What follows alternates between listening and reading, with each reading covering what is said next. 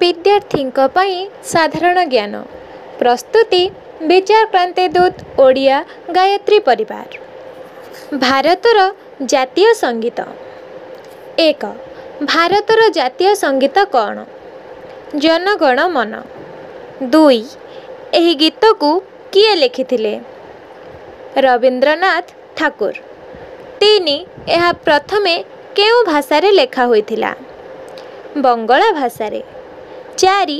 ଏହି ଗୀତ କେବେ ଲେଖା ହୋଇଥିଲା? 1911 ମସିହାରେ। 5. ଗୁରୁଦେବ ରବୀନ୍ଦ୍ରନାଥ ଏହାକୁ କେଉଁଥିରୁ ଆଣିଥିଲେ?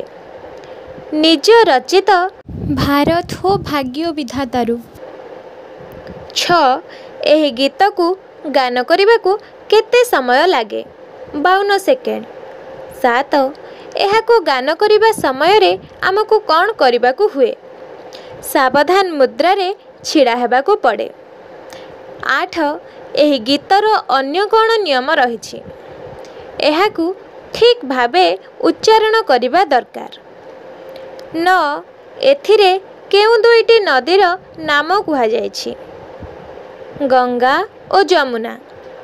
10. ଏହି ଗୀତରୁ ଆମକୁ କ'ଣ ଶିକ୍ଷା ମିଳିଥାଏ?